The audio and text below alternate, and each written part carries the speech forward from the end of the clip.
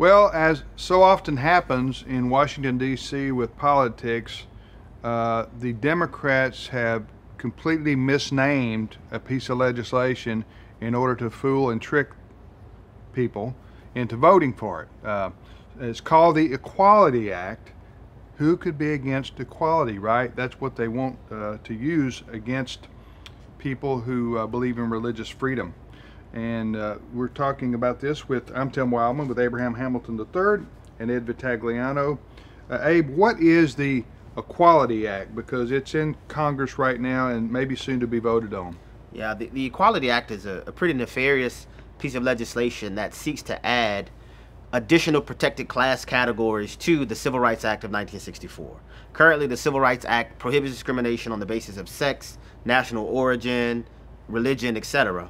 Well, the Equality Act race. And race, that's right. And what the Equality Act seeks to do is to add the categories of sexual orientation and gender identity to protected class status, even though those terms remain undefined in the legislation. They want to add that as additional protected classes. So just as people are prohibited from discriminating against people based on their race, skin color, their religion, they want that to also now include sexual orientation and gender identity. And a perfect example to understand what's happening, were this to pass, there would be no more Jack Phillips litigation.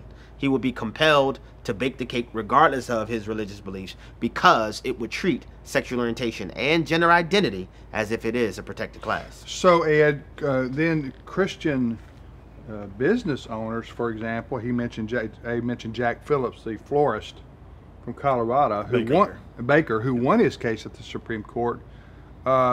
Christian business people all over America would have no more rights in terms of their conviction, like, for example, participating in a homosexual wedding, if the Equality Act passes. Right, and here's the thing too, the Democrats have crafted this legislation to exclude any legal protections afforded under the Religious Freedom Restoration Act of 1993. Right. They are targeting religion, not only the scenario you've laid out, but also for public accommodations for gender identity. I mean, this could potentially destroy women's sports. Yeah. Because all you would have to do is simply say, I am a woman, and the Equality Act, if you're a man, biological man, and the Equality Act means you can't discriminate against that person with women's sports. What we did with the boycott with Target in terms of bathrooms, all of the world that we know right now in terms of gender differences is gone, is erased by the Equality Act.